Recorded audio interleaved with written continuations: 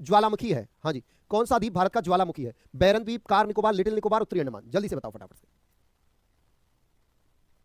जल्दी से बताइए फटाफट से। तो भाई राइट, कंफ्यूज काहे का? मैंने खूब बढ़िया से करवाया है, तो मैं कंफ्यूजन काहे का हो जाएगा? खूब अच्छे से क्लास में करवाया है, तो इसका हो जाएगा भाई बैरन द्वीप। कैसा है? ज्वालामुखी, सक्रिय ज्वालामुखी है। श्रीहरिकोटा द्वीप स्थित है चिल्का झील के समीप, महानदी के मुहाने पर, पुलकित झील के समीप और गोदावरी के मुहाने पर स्थित है। जल्दी से बताओ। हाँ भाई, श्रीहरिकोटा द्वीप कहां स्थित है? फटाफट से बताओ कमेंट बॉक्स में कमेंट करके। श्रीहरिकोटा द्वीप कहां स्थित है? फटाफट से बताइए। श्रीहरिकोटा द्वीप कहां स्थित है? जल्दी से बताओ।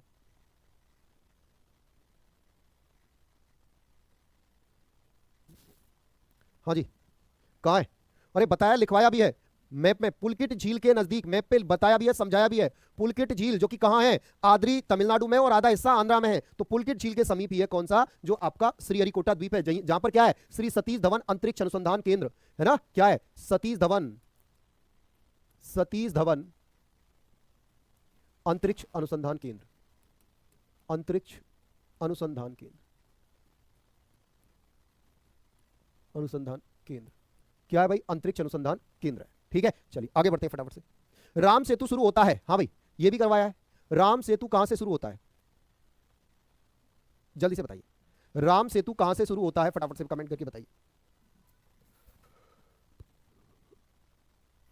ये लो बेटा, ब्लैक साइड बैक स्लाइड दिखा दी। खुश? चलो हाँ भाई, अब बताओ राम सेतु कहां से शुरू होता है? हैं? अरे बताया तो था, धनुषकोडी से। कहां से शुरू होता है? धनुषकोडी से। और कहां तक जाता है? तिलाई मन्नार तक। याद है? धनुषकोडी। अभी देखो डी बता रहे हैं, कसम से तुम्हारे ना, ऐसा भी तुम अगर सामने होते ना, बहुत कुटाई करता। कितना मैंने बनाया था, मैं बना के समझाया था, लेकिन तुम कमेंट बाजी में रहते हो ना। क्लास में तो तुम पूरे में कमेंट करते हो। हैं? ये स्थान मैंने तुम्हें बताया नहीं था, ये जगह कि ये श्रीलंका है और यहाँ राम सेतु है, और राम सेतु यहाँ से शुरू होता है। पूरा है ये, पंबन ब्रिज तो पूरा है, रामेश्वरम द्वीप तो पूरा है। यहाँ से राम सेतु होता है, यहाँ से नहीं होता। यहाँ से इसका नाम है धनुषकोडी। धनुषकोडी ये मैंने तुम्हें बताया था। और इसका नाम है इस जगह जहां तक एंड होता है तिलाई मन्नार। तिलाई मन्नार, मन्नार ये बताया था। और यहां जो ब्रिज है 2 किलोमीटर लंबा, इसका नाम है पंबन ब्रिज। पंबन ब्रिज, ये पंबन ब्रिज है। ये मैंने तुम्हें बहुत अच्छे से बताया था, लेकिन तुम्हारी वही वाली बात है कि तुम्हें कुछ इतना भी सिखाओ है ना, तुम सीखने वाले हो नहीं।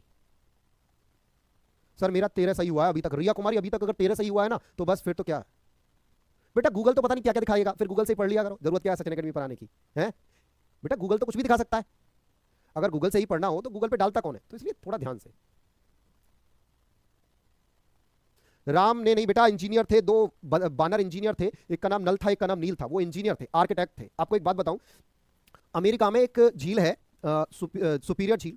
उस पे सेतु बनाना चाहते थे, मतलब एक तरफ से दूसरी जगह जाने के लिए पुल बनाना था। और वो पुल बार बार टूट जाता था। कई बार बताया टूट गया, कई बार बताया टूट गया।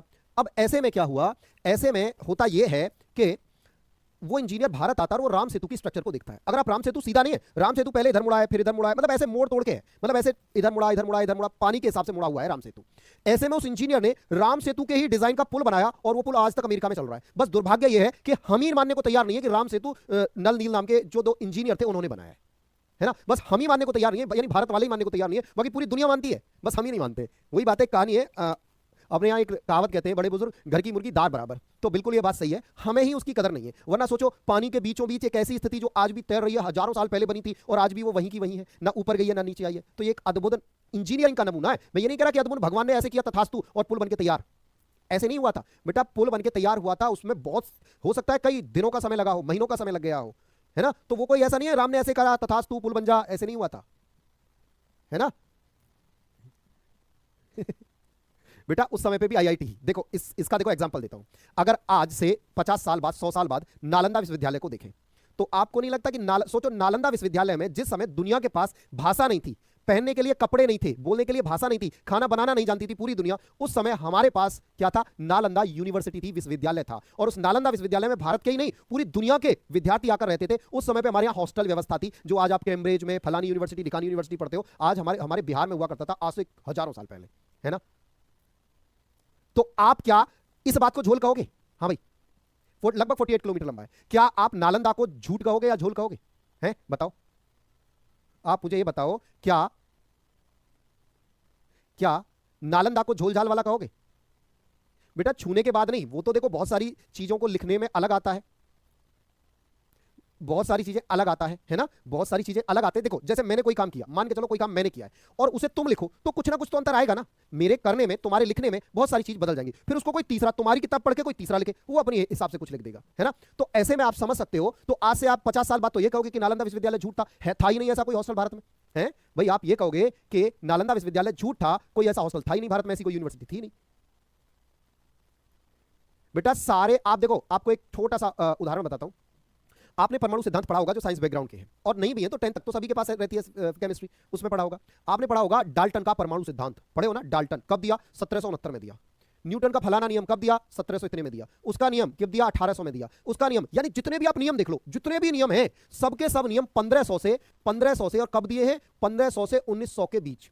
अंग्रेजों ने कोई भी नियम अगर दिया है तो मुझे आप इस 1500 से पहला कोई नियम बता दो मुझे कि किसी अंग्रेज ने कोई नियम दिया हो और वो 1215 में दे दिया हो, 1000 में दे दिया हो, 700 ईस्वी में दे दिया हो। बेटा नहीं दिया।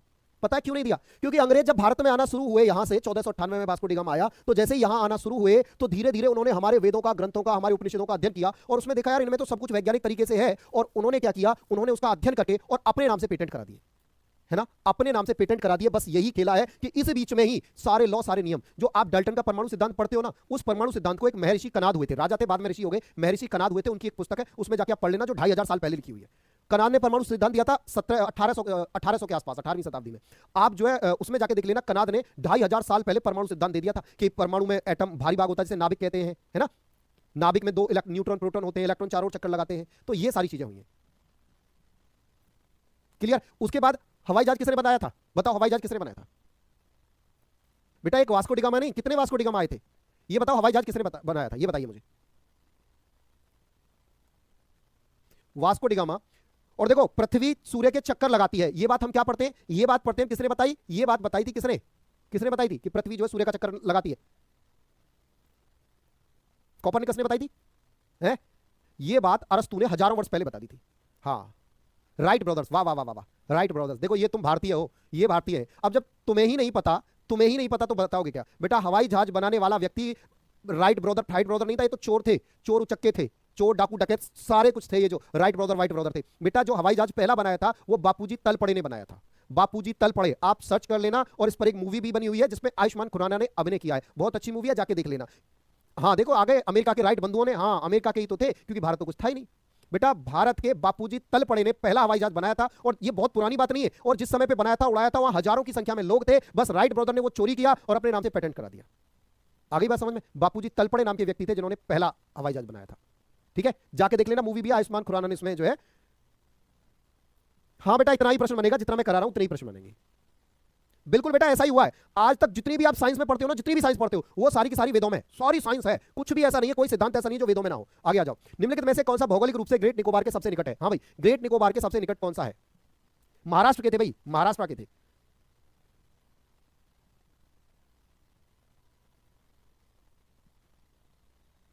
चलो अब बताओ, अगर हम भारतीय होकर ही अपने बच्चों को यह बताएंगे कि राइट्स ब्रदर ने बनाया था, तो भाई साहब फिर आगे क्या होगा? है हमारे बच्चे तो यही सोचेंगे ना। देखो पता है इससे फायदा क्या होगा, नुकसान क्या होगा, मैं बता रहा हूं। देखो एक चीज समझो कि अगर आप अपने बच्चों को गीता का ज्ञान नहीं देते हो, कुरान का ज्ञान नहीं देते हो, मतलब अपनी संस्कृति नहीं बताते हो, कुल मिला के बात ये है, तो आप बताते हो कि हवाई जहाज राइट ब्रदर ने बनाया, परमाणु सिद्धांत डाल्टन ने दिया, गुरुत्वाकर्षण न्यूटन ने दिया, फलाना उसने दिया। अब जो आपके बच्चे होंगे वो पढ़ेंगे यार भारत में तो किसी ने कुछ दिया ही नहीं, तो इसका मतलब हमारे जो पूर्वज थे वो तो बेकार थे। तो वो अपना आइडियल पता है किसे मानने लगेंगे? वो अपना आइडियल मानने लगेंगे किसको? गोरे लोगों को, अंग्रेजों को। और जब आइडियल मानेंगे तो उनके जैसे बिहेव करेंगे, उनके जैसी भाषा बोलेंगे, उनके जैसे कपड़े पहनेंगे, उनके जैसी सभ्यता यूज करेंगे, यानी कुल मिलाकर हमारी संस्कृति और सभ्यता का पतन हो जाएगा। आगे बात समझ में? तो किसी भी सभ्यता या संस्कृति का जो पतन होता है ना, वो होता है शिक्षा के द्वारा। तो सबसे पहले अपनी सभ्यता, अपनी संस्कृति बताओ। अब वे बताओ, आप में से ही देखो, मैं ये सारी बात आपको बता रहा हूं, और आप में से आधे से ज्यादा बच्चों को ये बात पता नहीं है, तो आप में से ही कह रहे हो सर ये फालतू बातें हैं। जब बेटा आप ही फालतू बातें बता रहे हो तो बाकी तो कौन बताएगा? जो हमारी सभ्यता है, जो हमारी संस्कृति है। अब आप अपने आप को देख लो बेटा, अपनी सभ्यता से बढ़कर छोड़कर आप किसी भी सभ्यता में जाओगे, आप तरक्की नहीं कर पाओगे। ठीक है, कभी किसी चाइनीज को देखा अंग्रेजी बोलते हुए? नहीं बेटा, वो चाइनीज ही बोलते हैं। वहां इंजीनियरिंग चाइनीज में ही पढ़ाई जाती है। रूस में जो देखो, हमारे यहाँ से रूस में, यूक्रेन में बहुत सारे लोग उसकी पढ़ाई करने जाते हैं, डॉक्टरी एमबीबीएस करने जाते हैं, है ना। वहां जो पहले साल उन्हें पढ़ाया जाता है ना, वहां की भाषा सिखाई जाती है। वहां जो हमारे यहाँ से डॉक्टर रूस में या यूक्रेन में बने जाते हैं, वहां जो डॉक्टरी कराई जाती है वो अपनी भाषा में कराते हैं, जो यूक्रेन की मातृभाषा है। इंग्लिश में नहीं कराते। हमारे यहाँ क्या है, वो इंग्लिश नहीं आती तो आप होशियारी नहीं हो, चलो आगे आ जाओ। तो सुमात्रा सबसे नजदीक है, मैंने बता दिया, किसके? ग्रेट निकोबार के, ये मैंने बताया था। निम्नलिखित में से कौन सा द्वीप लक्षद्वीप समूह का अंग नहीं है? जल्दी से बताओ। लक्षद्वीप से मतलब है यहां लक्षद्वीप, यानी जो लक्षद्वीप के कितने आइलैंड है? लक्षद्वीप के 36 आइलैंड है, इनमें से कौन सा लक्षद्वीप का भाग नहीं है? जल्दी से बताओ, इनमें से कौन सा लक्षद्वीप का भाग नहीं है? तो भाई लक्षद्वीप का,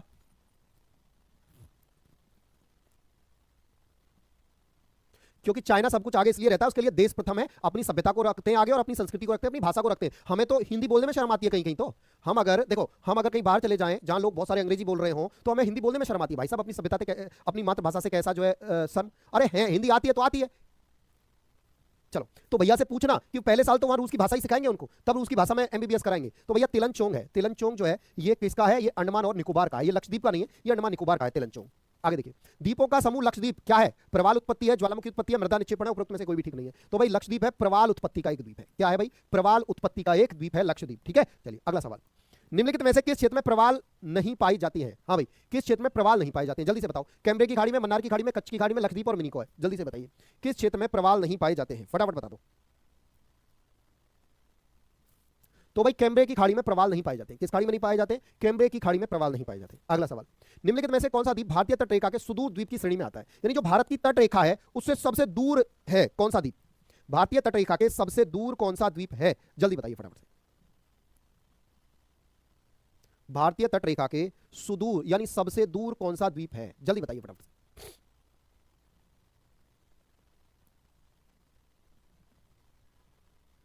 तो भाई सबसे दूर जो द्वीप है वो कौन सा है? मिनिकॉय द्वीप है। कौन सा है? मिनिकॉय, मैंने बताया था ना, मिनिकॉय। मिनिकॉय मालदीव से थोड़ा सा ऊपर। ठीक है, चलिए आगे बढ़ते हैं। निम्नलिखित भारतीय द्वीपों में से कौन सा द्वीप भारत एवं श्रीलंका के मध्य है? जल्दी से बताओ, भारत और श्रीलंका के मध्य। एलिफेंटा, निकोबार, रामेश्वरम, सालसेट, भारत और श्रीलंका के मध्य। तो भाई भारत और श्रीलंका के मध्य कौन सा? रामेश्वरम है। कौन सा है? रामेश्वरम है सर जी, भारत और श्रीलंका के मध्य। अगला देखिए फटाफट से। एक द्वीप पर निर्मित भारत का बड़ा शहर, हाँ जी, एक द्वीप पर निर्मित भारत का बड़ा शहर कौन सा है? तो भाई एक द्वीप पर निर्मित भारत का बड़ा शहर किस पर है? सालसेट द्वीप पर बसा है। और कौन सा है? मुंबई है ना? कौन सा शहर बसा है? मुंबई बसा है। और किस द्वीप पर बसा है? सालसेट द्वीप पर बसा हुआ है मुंबई शहर। चलिए अगला सवाल। भारत का सर्वाधिक आबादी वाला द्वीप है, अभी बताऊं, थोड़ी देर पहले ही करवाया हूं, सालसेट द्वीप है। भारत का सर्वाधिक आबादी वाला द्वीप सालसेट द्वीप है। ठीक है,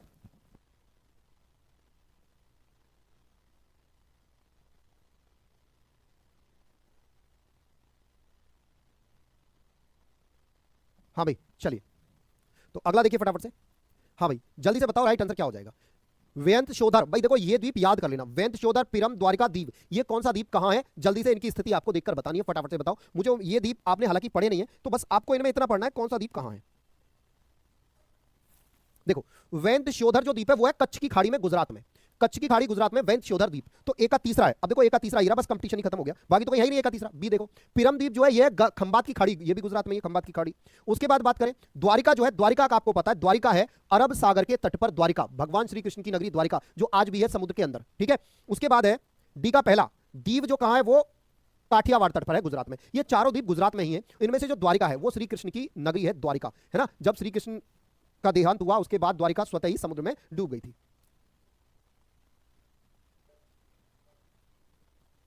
फिर तो सर हाईकोर्ट में, मैंने कब कहा कि इंग्लिश यूज नहीं करना चाहिए? मैंने ये नहीं कहा बेटा। देखिए मैंने ये कहा है कि इंग्लिश आप पढ़िए, कोई दिक्कत नहीं है, लेकिन उसके साथ साथ अपनी भाषा मत भूलिए। फिर आपकी जो भी मातृभाषा, चाहे उर्दू है, चाहे हिंदी है, चाहे तमिल है, चाहे तेलुगु, जो भी आपकी मातृभाषा है ना? क्योंकि देखो एक बात बताओ, मैं ऐसा क्यों कह रहा हूं, आप कहोगे सर आप तो अनपढ़ों जैसी बात करो, मैं ऐसा क्यों कह रहा हूं? आप एक बात बताओ, अगर आप बचपन से हिंदी बोले हो तो जो किसी चीज को जितनी अच्छी तरह से आप हिंदी में समझ लोगे, क्या आप इंग्लिश में समझ लोगे? बताओ। अगर एक बात बताओ, यही मैं जो आपको पढ़ाता हूं, मैं अगर आपको केवल इंग्लिश में पढ़ाऊं, क्या आप इंग्लिश में समझ लोगे इतना अच्छा जितना आप हिंदी में समझ लेते हो? हाँ जी, आज भी है द्वारिका, श्री कृष्ण की नगरी द्वारिका आज भी है, और आज वो समुद्र के अंदर है। उस पर टूरिज्म स्टार्ट तो हुआ है, अरे उस पर पर्यटन स्टार्ट हुआ। आप जाओ, मतलब आपको पनडुब्बी मिलेगी नीचे जाने के लिए, आप उसमें नीचे घूम के आ सकते हो। बेटा गांधारी ने श्राप दिया था कि तुम्हारे जो कुल का सर्वनाश हो जाएगा, तो धीरे धीरे करके वहां महामारी फैली थी, महामारी में सारे लोग मारे गए, कुछ बच गए जो वहां से आ गए थे। गांधारी ने श्राप दिया था श्री कृष्ण को कि तुम्हारा जैसे मेरे कुल का नाश हुआ है वैसे ही तुम्हारे कुल का भी नाश हो जाएगा। ठीक है, चलो आगे देखो। तो यही होता है बेटा मातृभाषा में, इसीलिए तो रशिया, चीन, ये सब लोग मातृभाषा में सिखाते हैं। मैं नहीं कह रहा हिंदी में सिखाना, मैं कह रहा हूं मातृभाषा में। हाँ बेटा आप भी जा सकते हो, मातृभाषा में सिखाने की बात कर रहा हूं मैं, हिंदी या उर्दू या इंग्लिश संस्कृत नहीं है। देखो भाई अंग्रेज जो है वो मातृभाषा इंग्लिश है उनकी, तो वो उसी भाषा में क्या करते हैं, बहुत अच्छा सीख लेते हैं। लेकिन हमारी मातृभाषा हिंदी, हम क्या कर रहे हैं, हम उसमें देखो जब हम इंग्लिश बोलते हैं हम कैसे बोलते हैं, अच्छा यहां तो यार इज नहीं, यहां तो वाज आएगा, यहां वाज नहीं यहां आर आएगा, हम जो है उसमें लगे हुए हैं सब्जेक्ट ऑब्जेक्ट वर्ग में, इसका ग्रामेटिकल क्या होगा, हम ग्रामर में लगे हुए हैं। एक बात बताओ, जब हिंदी बोलते हो या उर्दू बोलते हो, जो भी आपकी मातृभाषा है, मदर टंग है, क्या उसमें बोलते समय उसका ग्रामर सोचते हो कि इसका ग्रामर पास्ट में क्या होगा, फ्यूचर क्या होगा, प्रेजेंट क्या होगा, सोचते हो? ऐसा नहीं सोचते हो ना, है ना बेटा? मैं कब कह रहा हूं एक को चुनना मुश्किल है, एक में मत कराइए, अपनी मातृभाषा में कराइए, जो जिसकी मातृभाषा है। अब एनसीईआरटी ने कह तो दिया है कि बच्चे को 5वीं क्लास तक तो उसकी मातृभाषा में ही पढ़ाया जाना चाहिए, 5वीं तक तो लागू कर दिया, देखना भविष्य में ये पूरा हो जाएगा कि मातृभाषा में ही पढ़ाई कराओ। इसीलिए तो देखो सीटेट होता है, इसीलिए तो सीटेट में इतनी सारी भाषाएं आती हैं, ऑप्शन होता है ना भाषाओं का। चलो आगे बढ़ो, आगे आ जाओ। कोरी क्रीक निवेशिका स्थित है कच्छ की खाड़ी में, खंबात की खाड़ी में और कच्छ के लिटिल रन में। कोरी क्रीक मैंने आपको बताई थी, कोरी क्रीक, सर क्रीक, कोरी क्रीक, तो भाई ये स्थित है कच्छ के रन में। कोरी क्रीक कहां है, कच्छ के रन में, बताया था ना मैंने, भारत और पाकिस्तान के बीच विवादित है।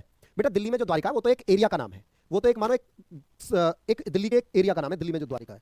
आगे देखो, सर क्रीक विवाद किन दो देशों के बीच है, तो भारत और पाकिस्तान के बीच है सर क्रीक विवाद, ठीक है।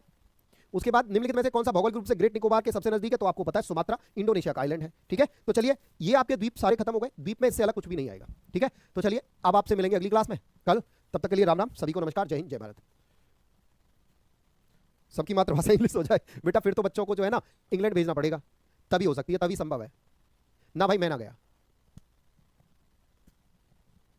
ठीक है। चलो ठीक है, कल क्या पढ़ाएंगे, कल पढ़ाएंगे आइलैंड हो गया, कल प्लेट्यू करा दे, प्लेट्यू करा देते हैं, चलो कल पठार करा देंगे कल, ठीक है ना, कल प्लेट्यू करा देंगे। चलो ठीक है, टाटा बाय बाय, कल प्लेट्यू कराएंगे, पठार, पठार करवा देंगे। चलो बाय बाय। हाँ भाई यूट्यूब की क्लास लेना है, लिया करो बेटा। मैंने राजनीति की तो कोई बात ही नहीं की है, मैंने भाई साहब किस पार्टी और किस, यार मतलब संस्कृति को तुम राजनीति कैसे कहने लगते हो, मेरी समझ नहीं आता, समझ से परे है। मैंने किसी नेता पार्टी का नाम लिया, मैंने तुम्हें अपनी संस्कृति के बारे में बताया है, गजब बात करते हो यार। मातृभाषा की बात करना राजनीति है यार मैं तो मातृभाषा की बात कर रहा हूं, मैं किसी एक भाषा की बात नहीं कर रहा, चाहे आप जो भी बोलते हो। चलो ठीक है।